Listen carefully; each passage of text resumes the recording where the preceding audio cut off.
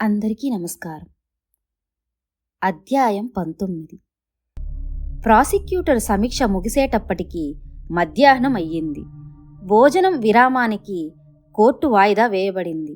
భాస్కర్రావు మీద కేసు చాలా బలంగా ఉన్నదని అందరూ అభిప్రాయపడ్డారు. ఆ బలమైన కేసుని ప్రాసిక్యూటర్ చాలా సమర్థతో వాదించాడని ప్రాసిక్యూటర్ని మెచ్చుకున్నారు. పత్రికా ప్రతినిధులు సాయంకాలం వచ్చే పత్రికలకు వార్తలు రాసి పంపడానికి తమ టైపు మిషన్ల దగ్గరికి పరిగెత్తారు. భాస్కర్రావు మీద బలమైన కేసు, ప్రాసిక్యూటర్ సమీక్ష అనే శీర్షికలతో వార్తలు వెళ్ళాయి. యుగంధర్ స్నేహితులు ఒకరిద్దరు యుగంధర్ని కలుసుకొని, ఈ కేసు మీకు అనుకూలంగా ఉన్నట్లు లేదే అన్నారు సానుభూతి చూపిస్తూ. అప్పటి వరకు యుగంధర్కి అపజయం అనేది లేదు.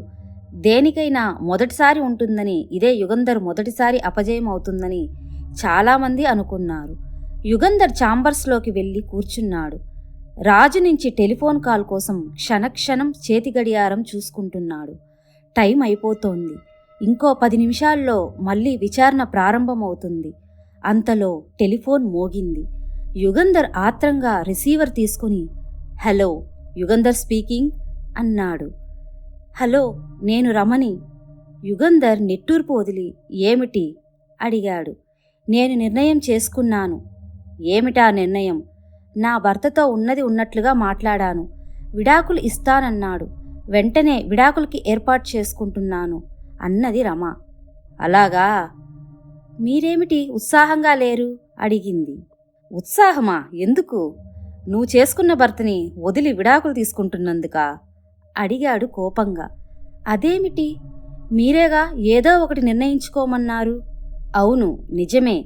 అబద్ధపు బతుక్కన్నా విడాకులే మేలని చెప్పాను. కానీ దానికన్నా వివేకమైన పని, మంచి పని కట్టుకున్న భర్తతో రాజీపడి సంసారాన్ని నిలబెట్టుకోవడం అన్నాడు యుగంధర్.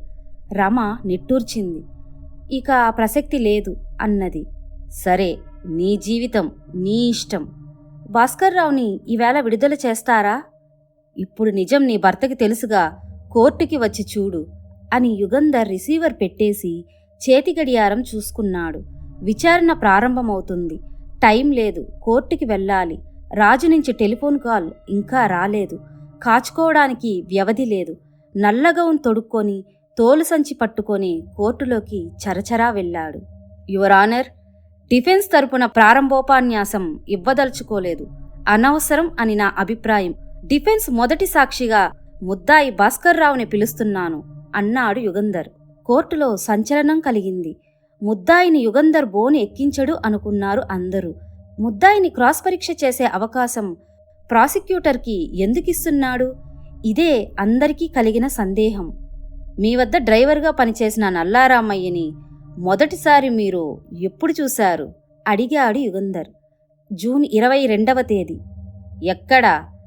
నేను బేకరీలోంచి బయటకు వచ్చి టాక్సీ కోసం చూస్తుంటే అతను ఖాళీ టాక్సీ డ్రైవ్ చేస్తూ వచ్చి నా ముందు ఆగాడు.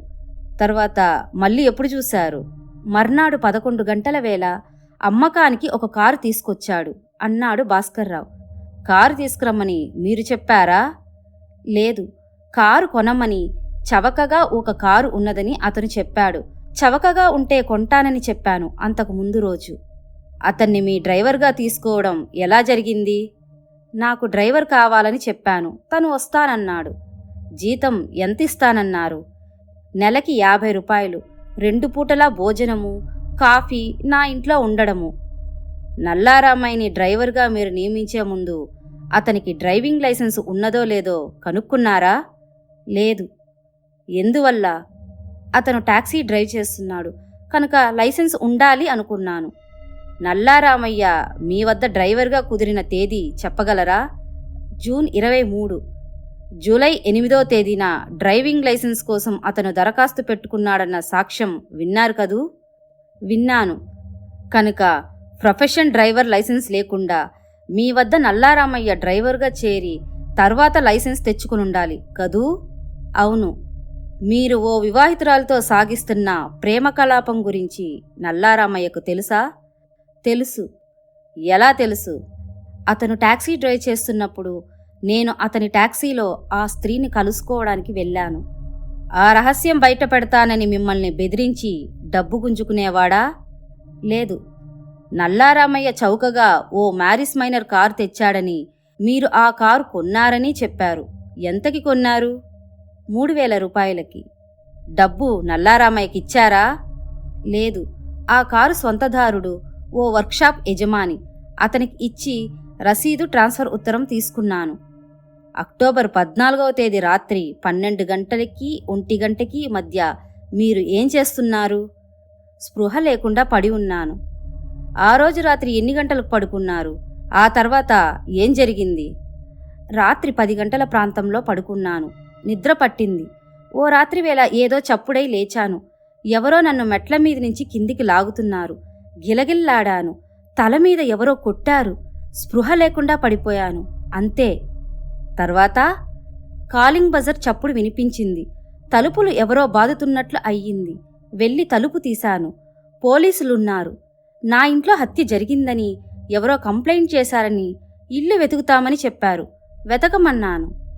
భాస్కర్రావు గారు, మీరు నల్లారామయ్యని హత్య చేశారా?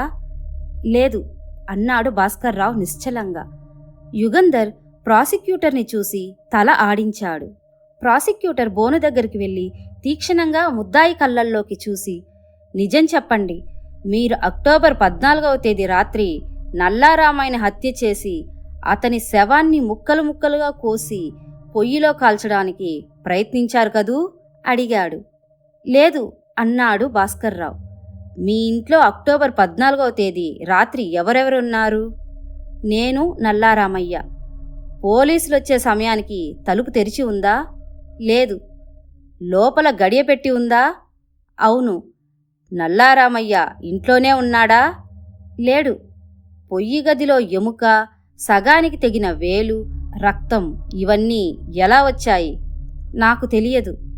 తలుపు లోపల గడియ వేసి ఉండగా నల్లారామయ్య ఎలా మాయమైనాడు? ఇంట్లోకి అవన్నీ ఎలా వచ్చాయి? ఇంట్లో ఉన్నది మీరిద్దరేగా? గర్జించాడు ప్రాసిక్యూటర్. నాకు తెలియదు. ప్రాసిక్యూటర్ తల విదిలించి వెనక్కి వెళ్ళిపోయాడు, క్రాస్ పరీక్ష ముగిసిందని సూచిస్తూ.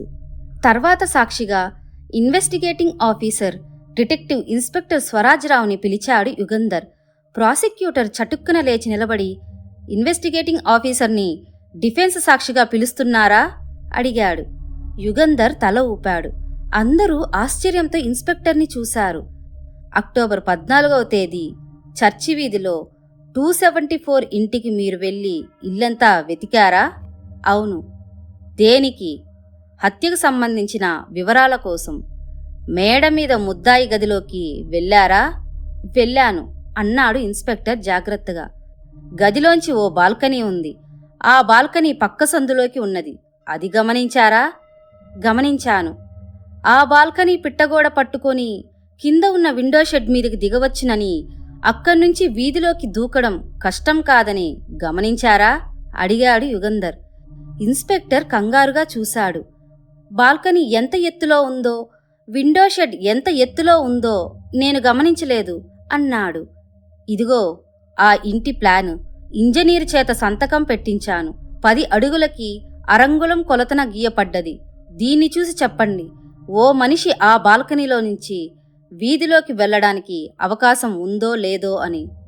ఇన్స్పెక్టర్ డ్రాయింగ్ తీసుకుని పరీక్షగా చూసి, ఉన్నది అన్నాడు నెమ్మదిగా. థ్యాంక్స్, ఈ డ్రాయింగ్ ఎగ్జిబిట్గా ప్రవేశపెడుతున్నాను అని మళ్ళీ ఇన్స్పెక్టర్ వైపు తిరిగి, ఎఫ్ఐఆర్లో కంట్రోల్ రూమ్కి ఎవరో టెలిఫోన్ చేసి చర్చి వీధి 274 ఇంట్లో హత్య జరిగిందని ఫిర్యాదు చేసినట్లున్నది కదా, ఎవరు టెలిఫోన్ చేసి కంప్లైంట్ చేసినది దర్యాప్తు చేసి తెలుసుకున్నారా? అడిగాడు యుగంధర్. ఈ నగరంలో టెలిఫోన్లో ఆటోమేటిక్ ఎక్స్చేంజ్ ద్వారా పనిచేస్తాయి కనుక ఎవరు టెలిఫోన్ చేసినది తెలుసుకోవడానికి అవకాశం లేదు. హత్య జరిగిన నిదర్శనాలు కనిపించిన ఆ పొయ్యి గదికి కిటికీలున్నాయా? ఒకటి ఉన్నది. అది బాగా ఎత్తులో ఉన్నది. ఆ కిటికీలోంచి హత్య జరగడం ఎవరైనా చూసి మీకు రిపోర్ట్ చేసి ఉండవచ్చా? ఇన్స్పెక్టర్ కాస్త తటపటాయించి, లేదు, బాగా ఎత్తుగా ఉన్నది ఆ కిటికీ. నిచ్చెన వేసుకుంటే గాని కిటికీలోంచి చూడలేరు. నిచ్చెన వేసినట్లు నిదర్శనాలు లేవు. హత్య జరిగిన ఇంట్లో నల్లారామయ్య, భాస్కర్రావు మాత్రమే ఉన్నారు. నల్లారామయ్యని ముద్దాయి హత్య చేశాడే అనుకుందాం. హత్య జరిగిన అరగంట లోపున పోలీసులకు ఎవరో హత్య జరిగిందని టెలిఫోన్ చేశారు. ఎవరు? ఆ మనిషికి హత్య జరిగిందని ఎలా తెలుసు? ఈ విషయాలు మీరు దర్యాప్తు చేయలేదా? అడిగాడు యుగంధర్. చేశాను, కానీ తెలియలేదు అన్నాడు ఇన్స్పెక్టర్. Thanks inspector. నల్లారామయ్య పుట్టు పూర్వోత్తరాల గురించి తెలుసుకున్నారా? తెలుసుకునేందుకు ప్రయత్నించాను, కానీ తెలియలేదు.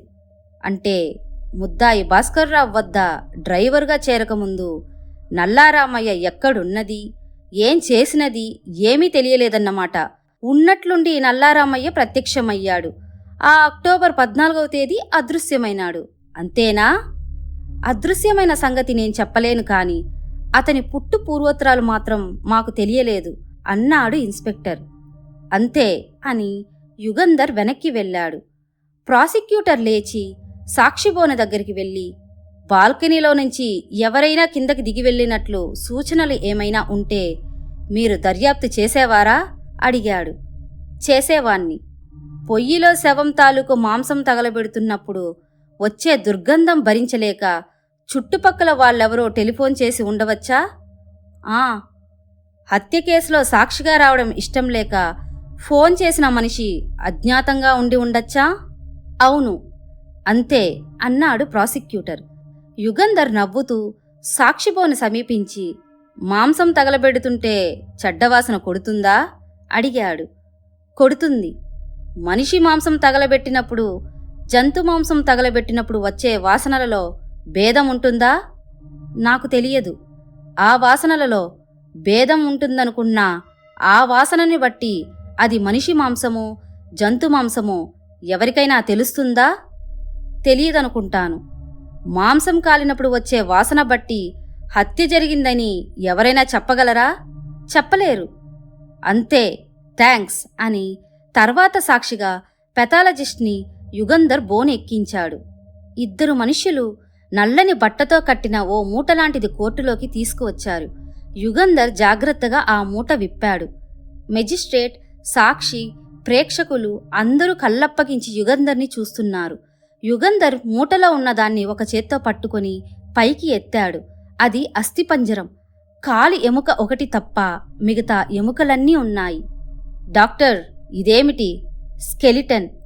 ఇందులో ఒక ఎముక లేదు, గమనించారా? గమనించాను. అది ఏ ఎముక? టిబియా అనే కాలి ఎముక. దయచేసి ఈ అస్థిపంజరం తీసుకొని పరీక్ష చేసి ఈ మనిషి బతికి ఉన్నప్పుడు ఎంత పొడుగు ఉండి ఉంటాడో చెప్పండి అడిగాడు యుగంధర్ సాక్షికి అస్థిపంజరం అందించి. పెథాలజిస్ట్ అస్థిపంజరాన్ని 2 నిమిషాలు పరీక్షగా చూసి, దాదాపు 5 అడుగుల 10 అంగుళాలు ఉండి ఉంటాడు అన్నాడు. డాక్టర్, ప్రాసిక్యూషన్ ఎగ్జిబిట్గా దాఖలు చేసిన కాలి ఎముక ఇదిగో. ఈ ఎముక ఎంత పొడుగు మనిషిదన్నారు? దాదాపు 5 అడుగుల 10 అంగుళాల పొడుగు మనిషిదన్నాను. డాక్టర్, ప్రాసిక్యూషన్ ఎగ్జిబిట్ అయిన ఈ కాలి ఎముక జాగ్రత్తగా పరీక్షించండి. 2 చివర్లా కాలి నల్లగా ఉంది, అవునా? అవును. కాలిన చోట్ల చిల్లులు ఉండి ఉండవచ్చా? ఉండవచ్చు. డాక్టర్, ఇదిగో ఈ అస్థిపంజరాన్ని ప్రాసిక్యూషన్ ఎగ్జిబిట్ అయిన టిబియా ఎముకను పరీక్షించి ఆ టిబియా ఎముక ఈ అస్థిపంజరంలోది అయి ఉండొచ్చునేమో చెప్పండి. తొందరపడవద్దు, కావలసిన వ్యవధి తీసుకోండి. అస్థిపంజరంలోని 2వ కాలి ఎముకతో పోల్చండి. మిగతా ఎముకలతో పోల్చి చూడండి. మీ నిశ్చయమైన అభిప్రాయం కావాలి అన్నాడు యుగంధర్. 5 నిమిషాల పాటు అస్థిపంజరాన్ని, ముద్దాయి ఇంట్లో దొరికిన ఎముకని రెండిటినీ పరీక్ష చేసి, అవును, ఈ టిబియా ఎముక ఈ అస్థిపంజరంలో ఎముక అయ్యి ఉండొచ్చు అన్నాడు. కోర్టులో అందరూ ఒక్కసారిగా నిట్టూర్చారు. యుగంధర్ సాక్షికి థ్యాంక్స్ చెప్పి తన స్థానంలోకి వెళ్ళిపోయాడు. డాక్టర్, ప్రాసిక్యూషన్ ఎగ్జిబిట్ అయిన ఈ కాలి ఎముక డిఫెన్స్ ఎగ్జిబిట్ అయిన ఈ అస్థిపంజరంలోనిదే అని నిశ్చయంగా చెప్పగలరా అడిగాడు ప్రాసిక్యూటర్. చెప్పలేను అన్నాడు డాక్టర్. థ్యాంక్స్ అని ప్రాసిక్యూటర్ తృప్తిగా నవ్వుకుంటూ వెనక్కి వెళ్ళాడు. డిటెక్టివ్ యుగంధర్ లేచి వేలిముద్రల నిపుణుణ్ణి సాక్షిగా పిలిచాడు. వేలిముద్రల గురించి, ఆ శాస్త్రం గురించి మీకు బాగా తెలుసా అడిగాడు. తెలుసుననే అనుకుంటాను. ఏ 2 వేలిముద్రలు ఒకే రకంగా ఉండవని, కోటానుకోట్ల మనుషుల వేలిముద్రలు పోల్చి చూసినా ఒక మనిషి వేలిముద్రలలా ఇంకో మనిషి వేలిముద్రలు ఉండవనేది నిజమేనా అడిగాడు.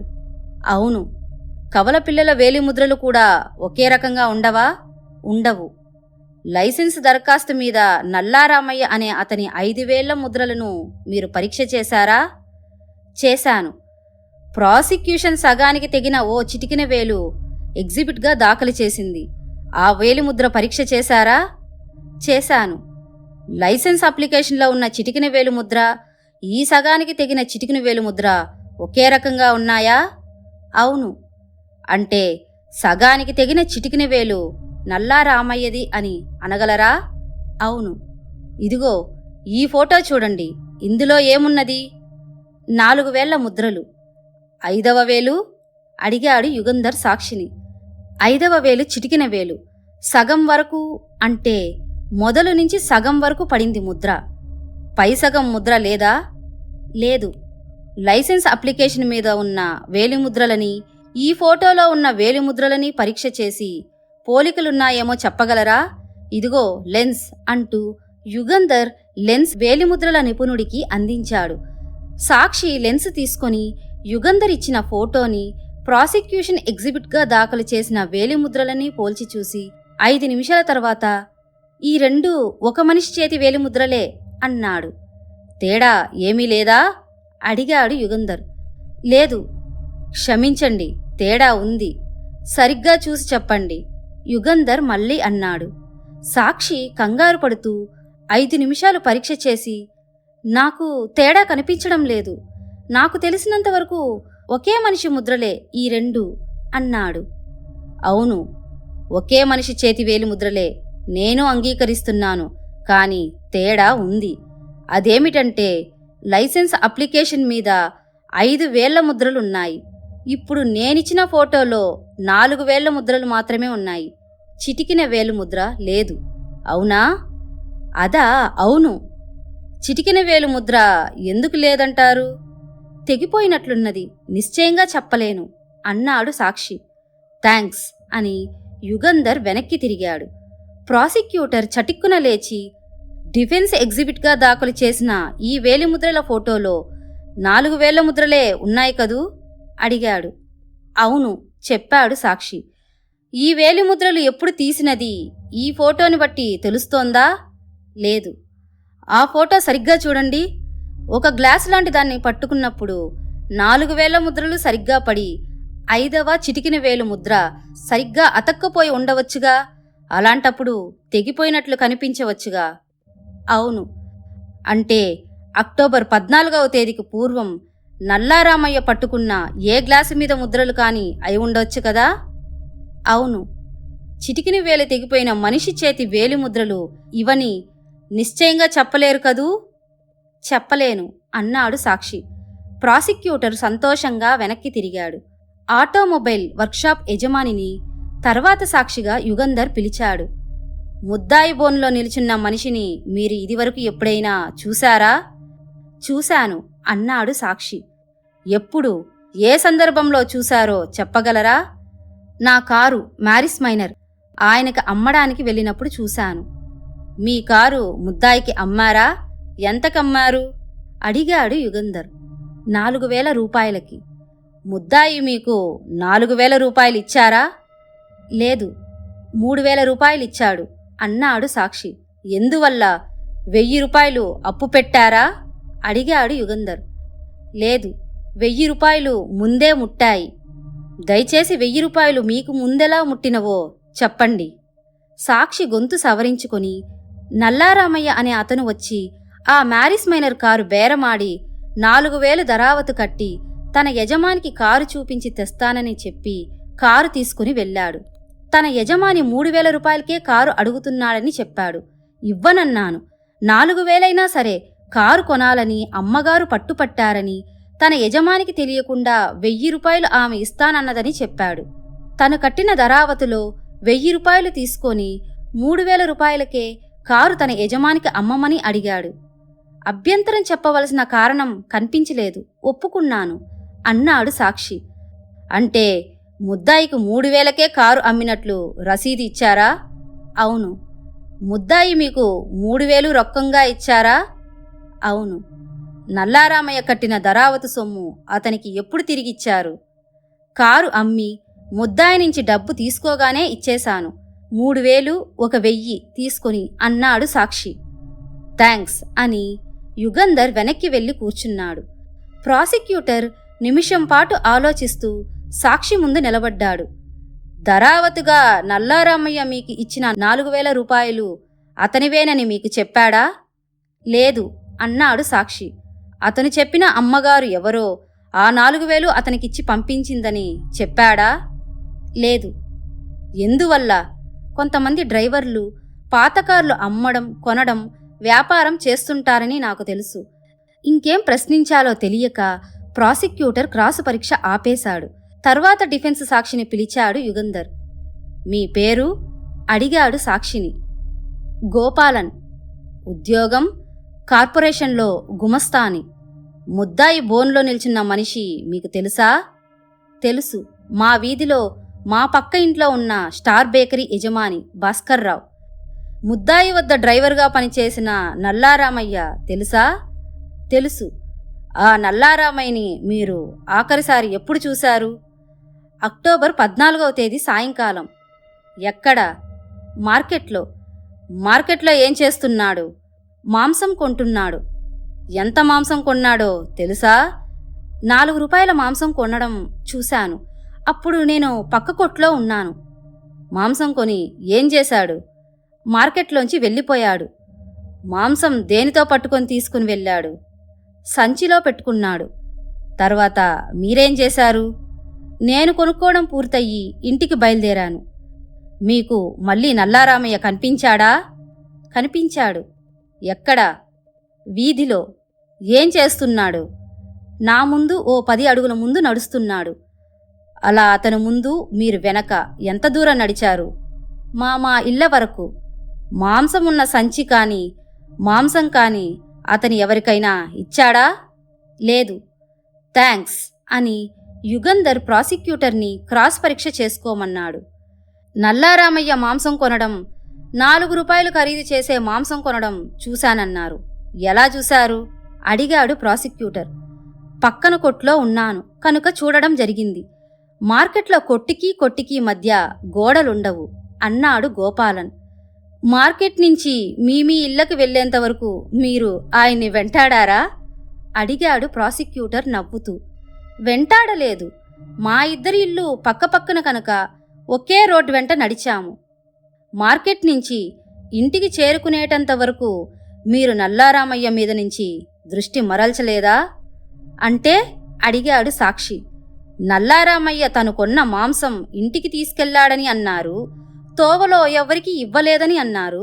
అతని మీద నుంచి మీ దృష్టి మరల్చకపోతేనేగా ఆ విషయం అంత రూఢిగా ఎలా చెప్పగలరు?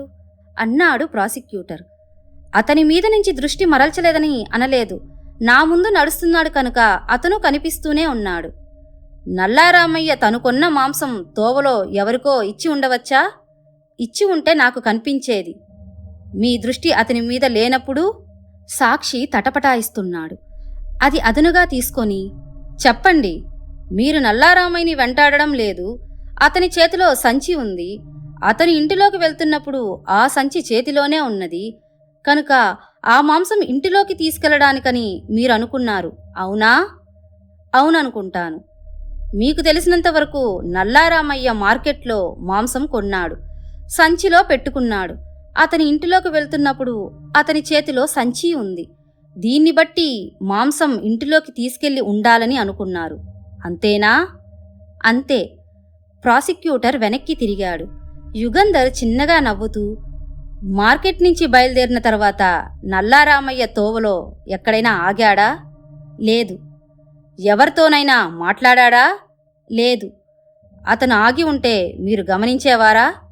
గమనించేవాణ్ణి. సంచిలోంచి మాంసం తీసి వీధిలో ఏ తూములోనో మరెక్కడో పారేసి ఉంటే గమనించేవారా? గమనించేవాణ్ణి. థ్యాంక్స్ అన్నాడు యుగంధర్. తర్వాత డిఫెన్స్ కేస్ సమీక్ష ప్రారంభించాడు యుగంధర్. యుగంధర్ లేచి నిలబడ్డాడు.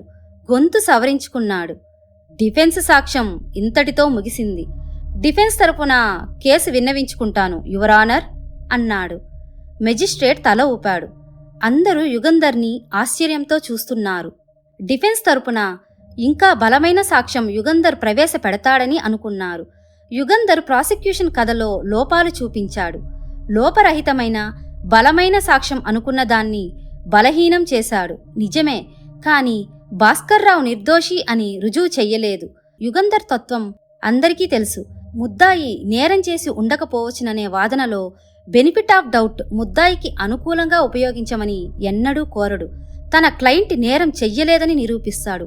అటువంటి యుగంధర్ అప్పుడే డిఫెన్స్ సాక్ష్యం ఎందుకు పూర్తి చేశాడు? డిఫెన్స్కి కేసు లేదా? అయితే యుగంధర్ ఎంత దీర్ఘ ఉపన్యాసం ఇచ్చినా, ఎంత ఘాటుగా వాదించినా సాక్ష్యాన్ని బట్టి ముద్దాయికి శిక్ష తప్పదని అనుకుంటున్నారు.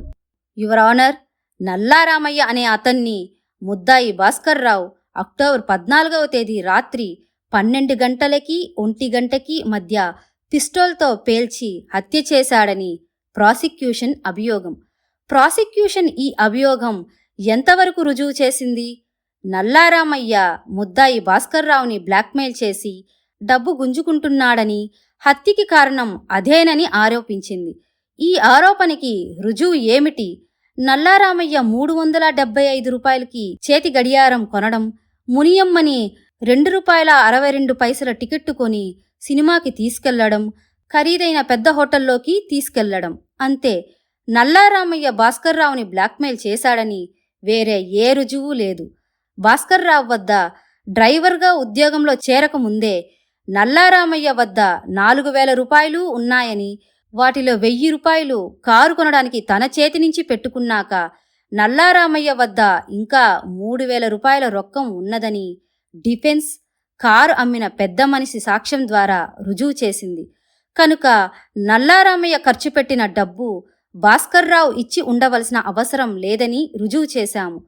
నల్లారామయ్యకి ఆ 4,000 ఎక్కడి నుంచి వచ్చాయనేది ఇప్పుడు మనకు సంబంధించిన సమస్య కాదు.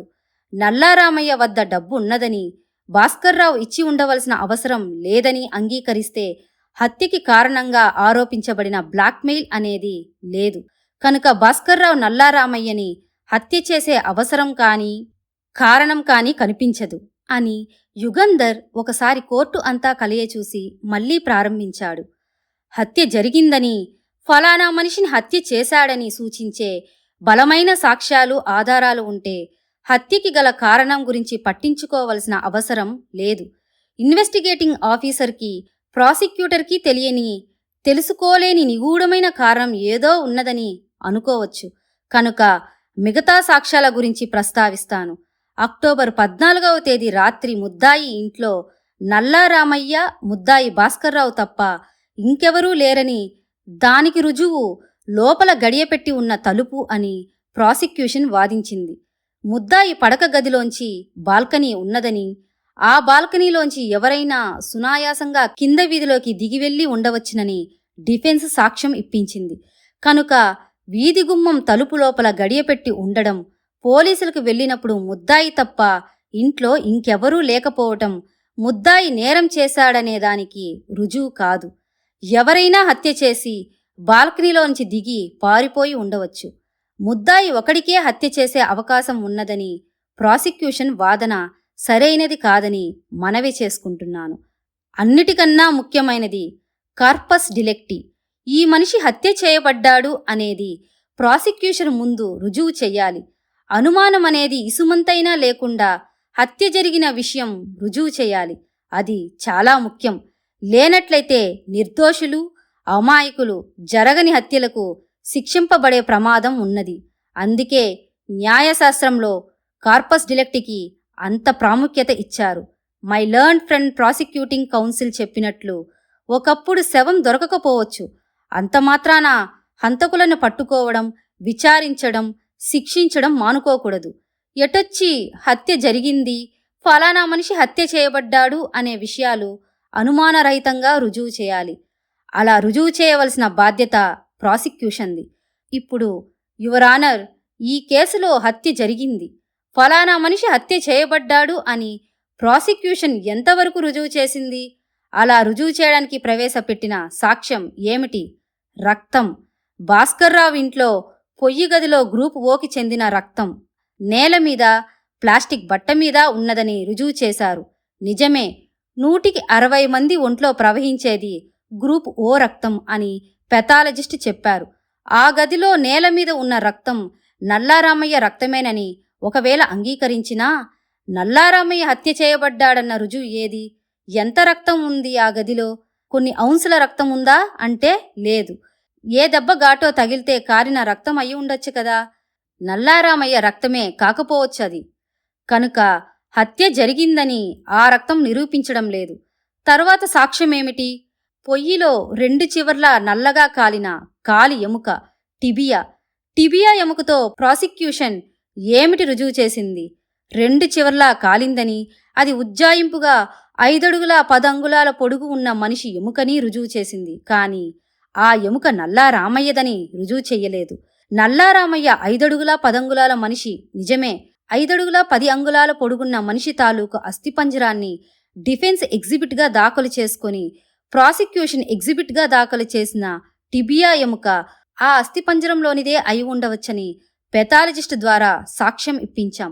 అంతేకాదు, టిబియా ఎముక చివర చిల్లులు ఉన్నాయని, ఆ చిల్లుల్లోంచి తీగలతో ఆ ఎముక ఈ అస్థిపంజరంలో బిగించబడిందని, ఆ విషయం తెలియకుండా ఉండేందుకు టిబియా ఎముక 2 చివర్లా కాల్చబడ్డదని డిఫెన్స్ చేసిన సూచనకి విరుద్ధమైన సాక్ష్యం ఏమీ లేదు.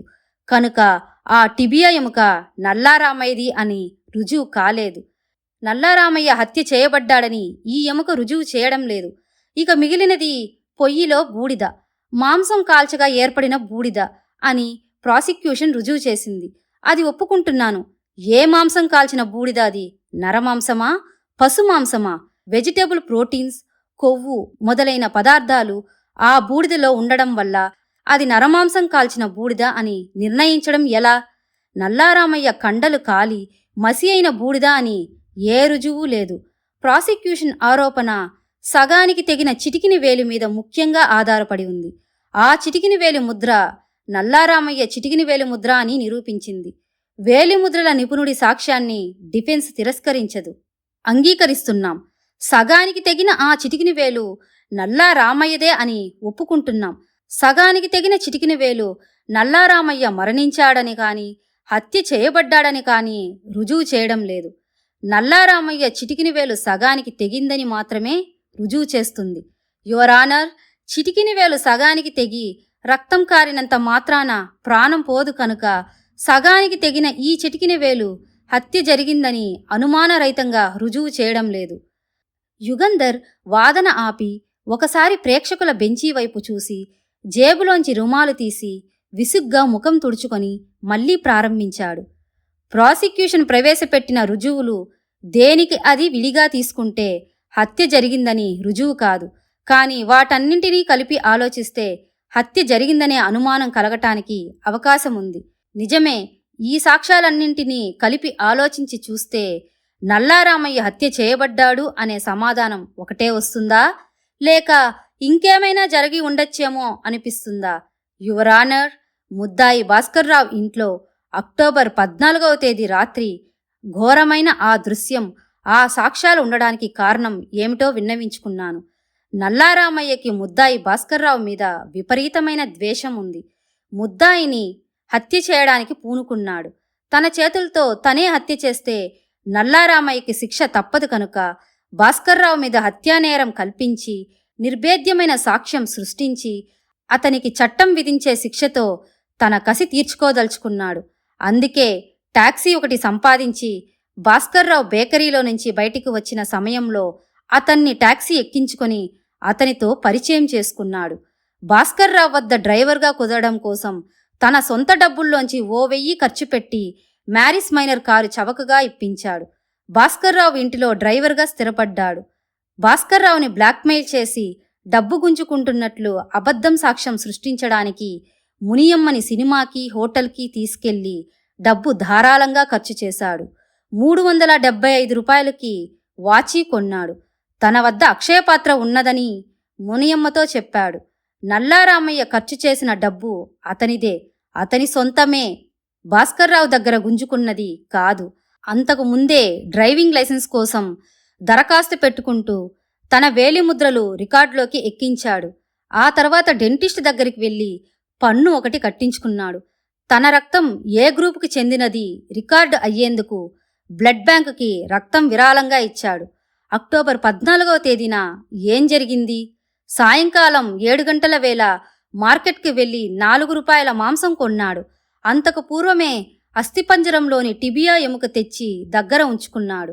రాత్రి 12 గంటల ప్రాంతాన భాస్కర్రావుని తలమీద కొట్టి పడిపోయేటట్టు చేశాడు. ఆ తర్వాత తను తెచ్చిన మాంసం పొయ్యిలో వేసి కాల్చాడు.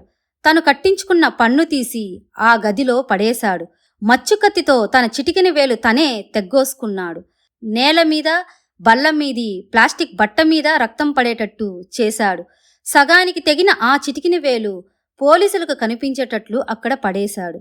తర్వాత బాల్కనీలోంచి కింద విండో షెడ్ మీదికి, దానిమీద నుంచి వీధిలోకి దూకాడు.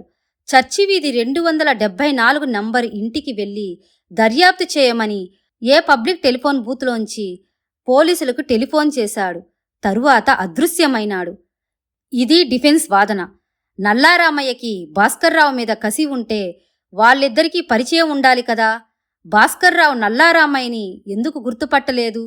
తన వద్ద డ్రైవర్గా అతన్ని ఎందుకు చేర్చుకున్నాడు అని సందేహాలు కలగవచ్చు. భాస్కర్రావు దగ్గర డ్రైవర్గా చేరిన మనిషి అసలు పేరు నల్లారామయ్య కాదు. అది మారుపేరు. మారుపేరే కాదు, రూపమూ మార్చుకున్నాడు.